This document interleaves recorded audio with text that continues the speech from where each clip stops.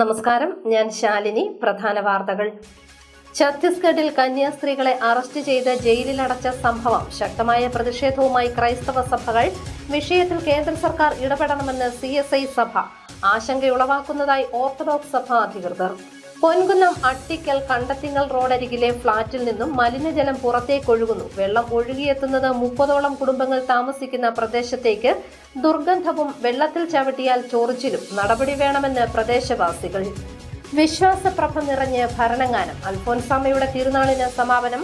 പ്രദക്ഷിണത്തിൽ പങ്കെടുത്ത് പതിനായിരങ്ങൾ. CPIയുടെ കർഷക സംഗമം പൊൻകുന്നത്ത്. കൃഷിയിൽ നിന്നാണ് സംസ്കാരം ഉണ്ടാകുന്നതെന്ന് മുൻ മന്ത്രി മുല്ലക്കര രത്നാകരൻ. വാർത്തകൾ വിശദമായി. ഛത്തീസ്ഗഡിൽ കന്യാസ്ത്രീകളെ അറസ്റ്റ് ചെയ്ത് ജയിലിലടച്ച സംഭവത്തിൽ നാടെങ്ങും ശക്തമായ പ്രതിഷേധം. സംഭവത്തെ അപലപിച്ച് ക്രൈസ്തവ സഭകൾ രംഗത്തെത്തി. വിഷയത്തിൽ കേന്ദ്ര സർക്കാർ ഇടപെടണമെന്ന് CSI സഭ ആവശ്യപ്പെട്ടു. നടപടി ഏറെ ആശങ്കയുളവാക്കുന്നതായി ഓർത്തഡോക്സ് സഭ പറയുന്നു. ഛത്തീസ്ഗഡിൽ കന്യാസ്ത്രീകളെ അറസ്റ്റ് ചെയ്ത സംഭവത്തിൽ ശക്തമായ പ്രതിഷേധവുമായി ക്രൈസ്തവ സഭകൾ രംഗത്ത്. സംഭവത്തെ ശക്തമായി അപലപിക്കുന്നതായും വിഷയത്തിൽ കേന്ദ്ര സർക്കാർ ഇടപെടണമെന്നും CSI സഭ ആവശ്യപ്പെട്ടു. കന്യാസ്ത്രീകളെ അകാരണമായിട്ടാണ് ജയിലിലടച്ചതെന്ന് CSI മധ്യകേരള മഹാ ഇടവക ബിഷപ്പ് ഡോക്ടർ മലയിൽ സാബൂക്ക ചെറിയാൻ കോട്ടയത്ത് പറഞ്ഞു. ഒരു സഭയും ആരെയും നിർബന്ധിച്ച് മതം മാറ്റുന്നില്ല. ഇപ്പോൾ ഇന്ത്യയിൽ ചില സംസ്ഥാനങ്ങളിൽ കൊണ്ടുവന്നിട്ടുള്ള നിയമങ്ങൾ അത് ആളുകളെ അനാവശ്യമായി തുറങ്കിലടയ്ക്കുന്ന പരിശ്രമമാണ് നടക്കുന്നത്. അതുകൊണ്ട് തന്നെ കന്യാസ്ത്രീകളെ അറസ്റ്റ് ചെയ്ത നടപടിയെ ശക്തമായി അപലപിക്കുന്നതായും അദ്ദേഹം പറഞ്ഞു. കേന്ദ്ര സർക്കാർ ഉൾപ്പെടെ ഇക്കാര്യത്തിൽ ഇടപെടണമെന്നും ബിഷപ്പ് ഡോക്ടർ മലയിൽ സാബൂക്ക ചെറിയാൻ പറഞ്ഞു. ഒരു കാര്യം വളരെ ഉറപ്പോടെ പറയാം, ഒരു സഭയും ആരെയും നിർബന്ധിച്ച് മതം മാറ്റുന്നില്ല. ഇപ്പോൾ ഇന്ത്യയിൽ കൊണ്ടുവന്നിട്ടുള്ള ചില സംസ്ഥാനങ്ങളിൽ കൊണ്ടുവന്നിട്ടുള്ള നിയമങ്ങൾ അത് ആളുകളെ അനാവശ്യമായി തുറങ്കിൽ അടയ്ക്കുന്നതിന് വേണ്ടിയുള്ളൊരു പരിശ്രമമാണ് നടക്കുന്നത്. അതുകൊണ്ട് ഈ കന്യാസ്ത്രീകളെ തുറങ്കിൽ അടച്ച നടപടിയെ ശക്തമായി അപലപിക്കുന്നു. കേന്ദ്ര ഗവൺമെൻറ് ഉൾപ്പെടെ അക്കാര്യത്തിൽ ഇടപെടുകയും അതിൽ നിന്ന് ഇവിടുത്തെ ന്യൂനപക്ഷങ്ങൾക്ക്, ക്രൈസ്തവ സമൂഹത്തിനാകമാനം ഭയാശങ്കയിൽ നിന്ന് വിടുതൽ നൽകുവാനുള്ള ഉത്തരവാദിത്വം ഇവിടുത്തെ കേന്ദ്ര ഗവൺമെൻറ്റിനുണ്ട് എന്നതിൽ സഭ ഉറച്ചു നിൽക്കുന്നു. ഉത്തരേന്ത്യയിൽ പീഡനവും കേരളത്തിൽ പ്രീണനവും എന്നതാണ് നിലവിലെ സാഹചര്യമെന്ന് മലങ്കര ഓർത്തഡോക്സ് സഭ പറയുന്നു. ഛത്തീസ്ഗഡിൽ മലയാളി കന്യാസ്ത്രീകളെ അറസ്റ്റ് ചെയ്ത നടപടി ഏറെ ആശങ്കയുളവാക്കുന്നതാണെന്ന് വിഷയത്തിൽ പ്രതികരിച്ച് സഭ association secretary advocate Biju Oommen Kottayam Devalokam catholicate അരമനയിൽ മാധ്യമങ്ങളോട് പറഞ്ഞു. തീവ്രവാദ സ്വഭാവമുള്ള ചില മതസംഘടനകൾ പോലീസിന്റെ സാന്നിധ്യത്തിൽ നിയമം കയ്യിലെടുത്ത് കന്യാസ്ത്രീകളുടെ നേരെ നടത്തിയത് കയ്യേറ്റ ശ്രമമാണ്. കന്യാസ്ത്രീകൾക്ക് നീതി ലഭിക്കുന്നില്ലെങ്കിൽ ശക്തമായ പോരാട്ടവും പ്രക്ഷോഭവും ഉണ്ടാകുമെന്നും അഡ്വക്കേറ്റ് ബിജു ഉമ്മൻ വ്യക്തമാക്കി. യാതൊരു മനസാക്ഷിയുമില്ലാത്ത പീഡനവും കേരളത്തിലേക്ക് വരുമ്പം പ്രീണനവും എന്ന് പറയുന്നത് തിരിച്ചറിയുവാൻ ശക്തിയുള്ളവരാണ് ഇന്ത്യയിലെ എല്ലാ ആളുകളും, പ്രത്യേകിച്ച് മലയാളികളെന്നും മനസ്സിലാക്കേണ്ടിയിരിക്കുന്നു. തീർച്ചയായും ആ കാര്യത്തിലുമുള്ള ആശങ്ക വളരെ ഗൗരവത്തോടുകൂടി ഓർത്തഡോക്സ് സഭ കാണുകയാണ്. ഭരണഘടന ന്യൂനപക്ഷങ്ങൾക്ക് നൽകുന്ന ചില അവകാശങ്ങളുണ്ട്. അത് ഭരണഘടന ഉറപ്പ് നൽകേണ്ടതാണ്. അപ്പം നിയമവാഴ്ച ഉറപ്പാക്കുവാൻ ബാധ്യതയുള്ളവർ ഭരണഘടനയെ ലംഘിച്ചുകൊണ്ട് ഭരണഘടന ന്യൂനപക്ഷത്തിന് നൽകുന്ന അവകാശങ്ങൾ ഒരു ഔദാര്യവും ചോദിക്കുന്നില്ല. തീർച്ചയായും ആരാധിക്കുവാനും പ്രചരിപ്പിക്കാനും ഒക്കെ ഉള്ളൊരു അവകാശം നിശ്ചയമായും ഇന്ത്യൻ ഭരണഘടന ഉറപ്പ് നൽകുന്നതാണ്. ആ അവകാശങ്ങളെ ധ്വംസിക്കുന്ന രീതിയിലുള്ള നടപടികൾ ചില ഭരണകർത്താക്കളുടെ ഭാഗത്തു നിന്നും ഉണ്ടാകുന്നത് വളരെ പ്രതിഷേധാർഹമാണ്. News bureau, Kottayam. പൊൻകുന്നം പാല റോഡിൽ കണ്ടത്തിങ്കൽ റോഡിന് സമീപമുള്ള ഫ്ളാറ്റിൽ നിന്നുള്ള മലിനജലം സമീപത്തെ വീടുകളുടെ മുറ്റത്തേക്ക് ഒഴുകിയെത്തുന്നതായി നാട്ടുകാരുടെ പരാതി.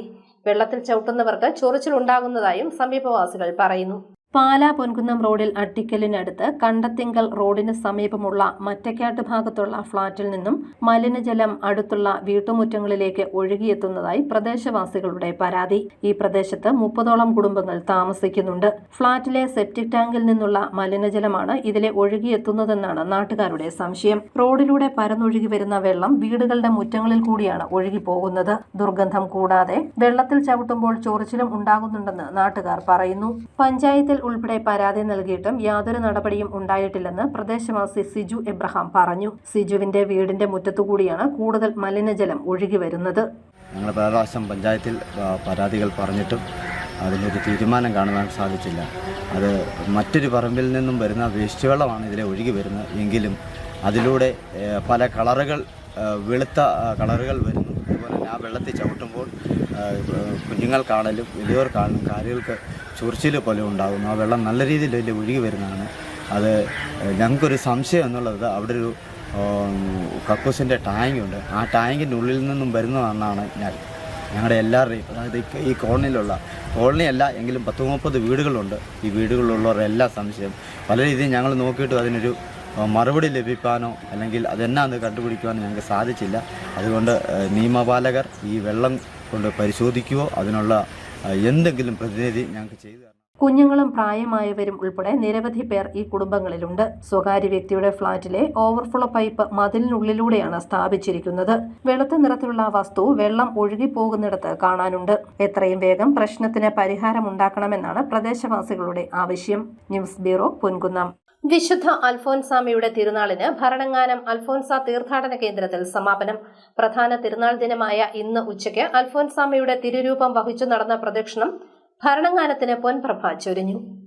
വിശുദ്ധ അൽഫോൻസാമ്മയുടെ തിരുനാളിന്റെ പ്രധാന ദിനമായ ഇന്ന് ആയിരക്കണക്കിന് വിശ്വാസികളുടെ സാന്നിധ്യത്തിൽ ഭരണഗാനം ഭക്തിസാന്ദ്രമായി. തിരുനാൾ ആരംഭിച്ചതു മുതൽ നാടിന്റെ നാനാഭാഗങ്ങളിൽ നിന്നും അൽഫോൻസ കബറിടത്തെങ്കിലേക്ക് വിശ്വാസികളുടെ പ്രവാഹമായിരുന്നു. അൽഫോൻസാമ്മയുടെ സ്തുതികൾ ചൊല്ലി കബറിടത്തിൽ പൂക്കളർപ്പിച്ച് വിശ്വാസികൾ പ്രാർത്ഥനയിൽ മുഴുകുന്ന കാഴ്ചയായിരുന്നു കാണാൻ കഴിഞ്ഞത്. അൽഫോൻസാമ്മ ജീവിച്ചു മരിച്ച ക്ലാര മഠത്തിലേക്ക് ഇന്നലെ വൈകുന്നേരം നടന്ന ജപമാല റാലിയിൽ കത്തിച്ച മെഴുകുതിരിയുമായി അനേകായിരങ്ങളാണ് പങ്കെടുത്തത്. തീർത്ഥാടന കേന്ദ്രത്തിൽ പ്രധാന തിരുനാൾ ദിനമായ ഇന്ന് പുലർച്ചെ 4:45 മുതൽ തുടർച്ചയായി വിശുദ്ധ കുർബാനകൾ ഉണ്ടായിരുന്നു. രാവിലെ മാർ ജോസഫ് പള്ളിക്കാപ്പറമ്പിൽ നേർച്ചയപ്പം വെഞ്ചരിപ്പ് നടത്തി. ഇടവക പള്ളിയിൽ മാർ ജോസഫ് കല്ലറങ്ങാട്ട് വിശുദ്ധ കുർബാന അർപ്പിച്ച് സന്ദേശം നൽകി. ഉച്ചയ്ക്ക് അൽഫോൻസാമയുടെ രൂപം വഹിച്ച് ടൗൺ ചുറ്റി ജപമാല പ്രദക്ഷിണം ഭക്തിസാന്ദ്രമായി.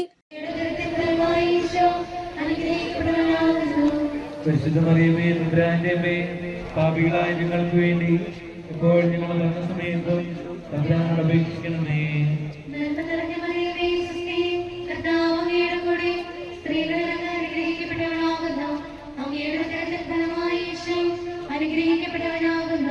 പരിശുദ്ധ മറിയമേ തമ്പുരാന്റെ അമ്മേ, പാപികളായ ഞങ്ങൾക്ക് വേണ്ടി ഇപ്പോൾ ഞങ്ങളുടെ മരണസമയത്തും തമ്പുരാനോട് അപേക്ഷിക്കണമേ.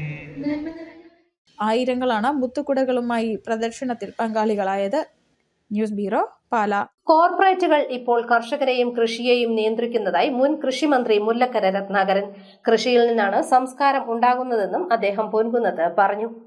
CPI ജില്ലാ സമ്മേളനത്തിന് മുന്നോടിയായി പൊൻകുന്നത്ത് കർഷക സംഗമം നടന്നു. മുൻ കൃഷിമന്ത്രി മുല്ലക്കര രത്നാകരൻ ഉദ്ഘാടനം ചെയ്തു.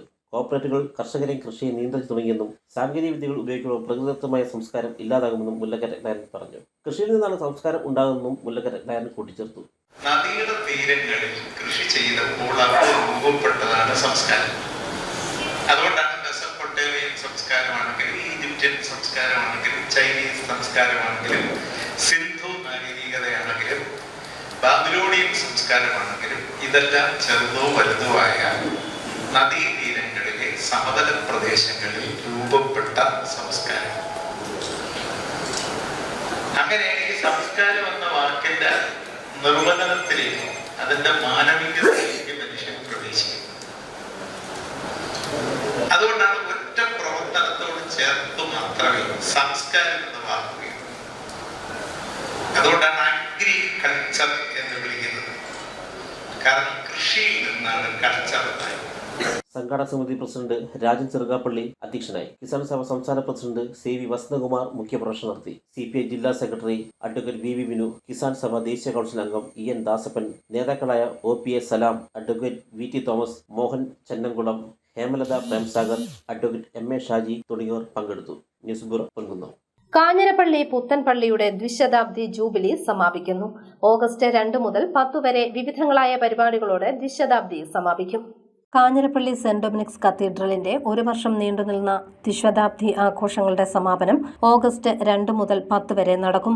കഴിഞ്ഞ 1 വർഷം ഇടവകയിൽ നടത്തിയ വിവിധങ്ങളായ പരിപാടികളുടെ സമാപനമായിട്ടാണ് ആഘോഷ പരിപാടികൾ നടത്തുന്നത്.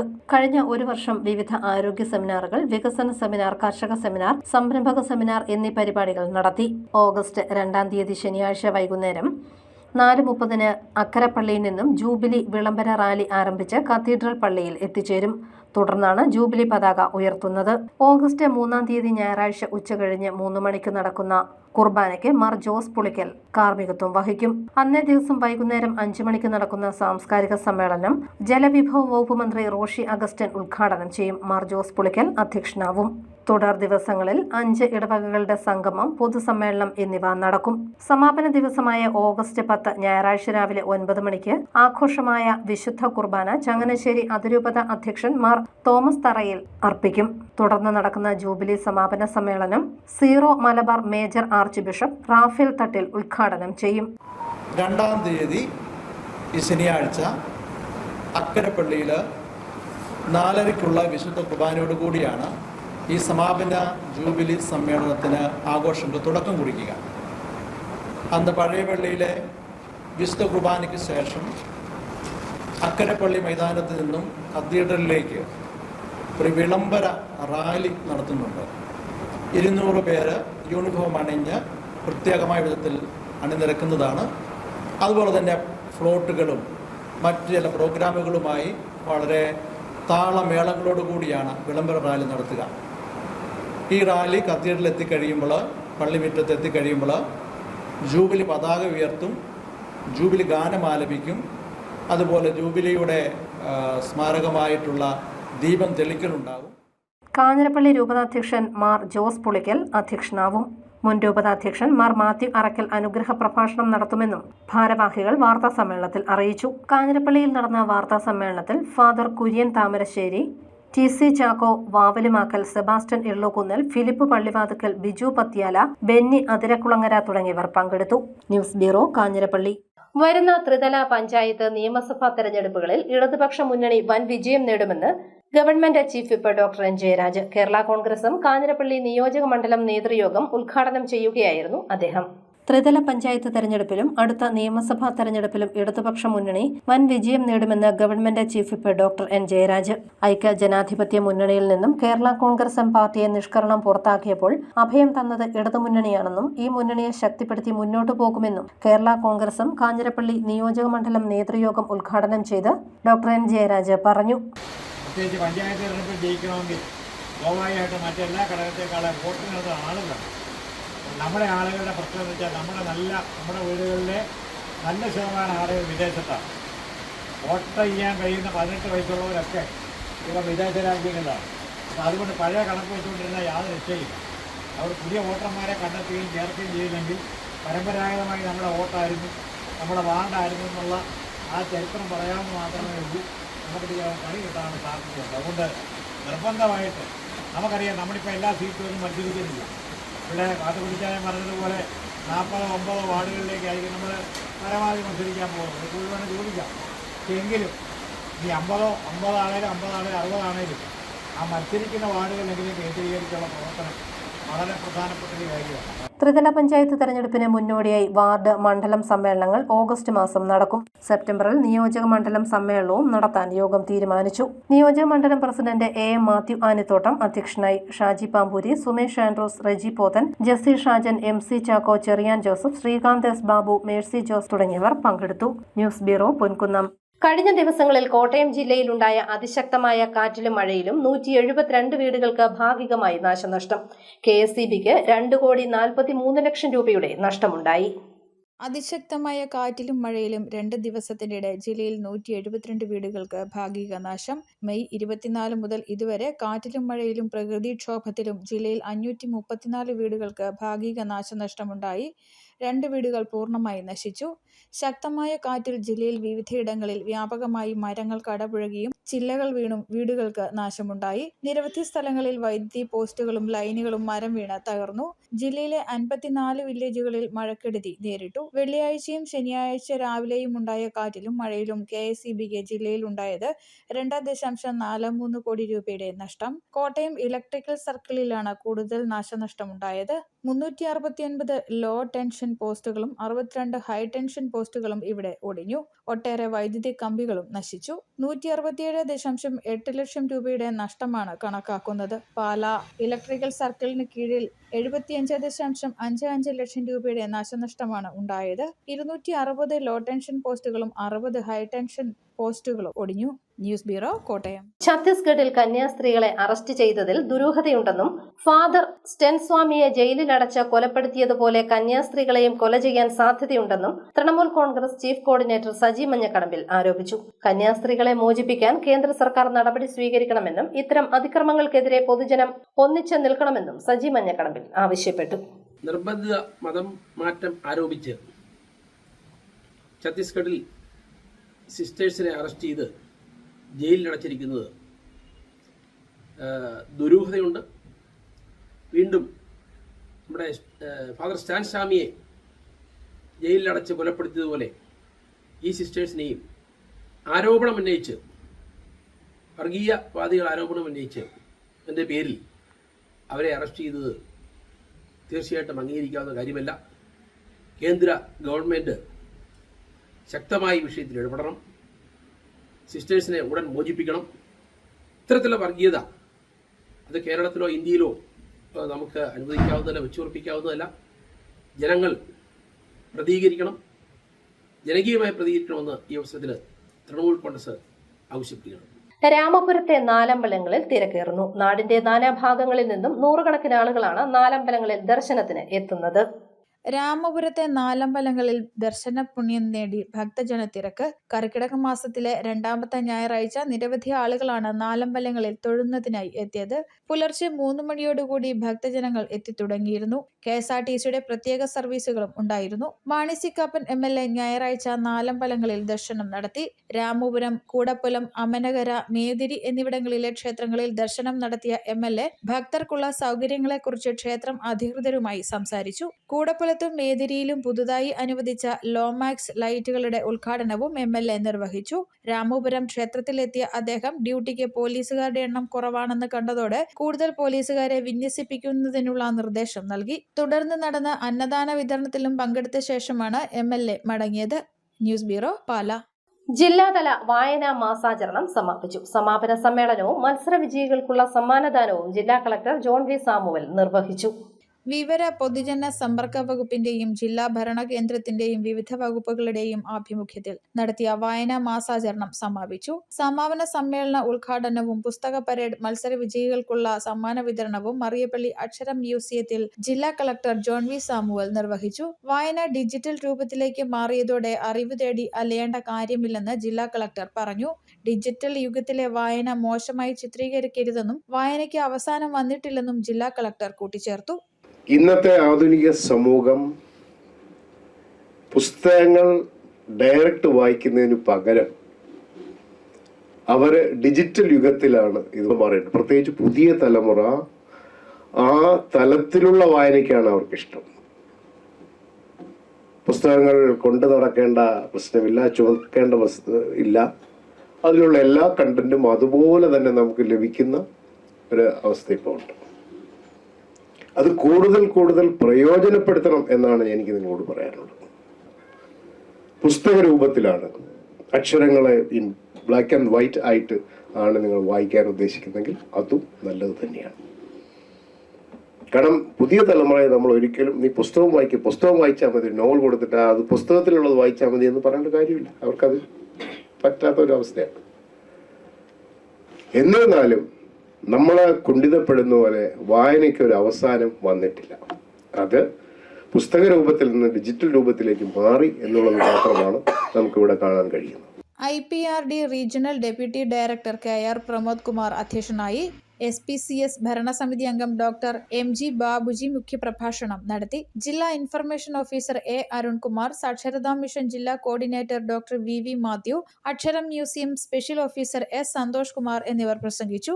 വായനാ മാസാചരണത്തിന്റെ ഭാഗമായി സ്കൂൾ കോളേജ് വിദ്യാർത്ഥികൾക്കായി നടത്തിയ പുസ്തക പരേഡ്, പുസ്തകാസ്വാദന മത്സരങ്ങളിലെ വിജയികളായ വിദ്യാർത്ഥികൾ കളക്ടർ ജോൺ വി സാമുവലിൽ നിന്ന് പുരസ്കാരങ്ങൾ ഏറ്റുവാങ്ങി. News bureau, Kottayam. പ്രധാന വാർത്തകൾ ഒരിക്കൽ കൂടി. ഛത്തീസ്ഗഡിൽ കന്യാസ്ത്രീകളെ അറസ്റ്റ് ചെയ്ത് ജയിലിലടച്ച സംഭവം ശക്തമായ പ്രതിഷേധവുമായി ക്രൈസ്തവ സഭകൾ. വിഷയത്തിൽ കേന്ദ്ര സർക്കാർ ഇടപെടണമെന്ന് CSI സഭ. ആശങ്കയുളവാക്കുന്നതായി ഓർത്തഡോക്സ് സഭ അധികൃതർ. പൊൻകുന്നം അട്ടിക്കൽ കണ്ടത്തിങ്ങൽ റോഡരികിലെ ഫ്ളാറ്റിൽ നിന്നും മലിനജലം പുറത്തേക്കൊഴുകുന്നു. വെള്ളം ഒഴുകിയെത്തുന്നത് 30ഓളം കുടുംബങ്ങൾ താമസിക്കുന്ന പ്രദേശത്തേക്ക്. ദുർഗന്ധവും വെള്ളത്തിൽ ചവിട്ടിയാൽ ചൊറിച്ചിലും. നടപടി വേണമെന്ന് പ്രദേശവാസികൾ. വിശ്വാസപ്രഭ നിറഞ്ഞ് ഭരണങ്ങാനം. അൽഫോൻസാമ്മയുടെ തിരുനാളിന് സമാപനം. പ്രദക്ഷിണത്തിൽ പങ്കെടുത്ത് പതിനായിരങ്ങൾ. CPIയുടെ കർഷക സംഗമം പൊൻകുന്നത്ത്. കൃഷിയിൽ നിന്നാണ് സംസ്കാരം ഉണ്ടാകുന്നതെന്ന് മുൻ മന്ത്രി മുല്ലക്കര രത്നാകരൻ. ഈ ബുള്ളറ്റിൻ പൂർണ്ണമാകുന്നു. നമസ്കാരം.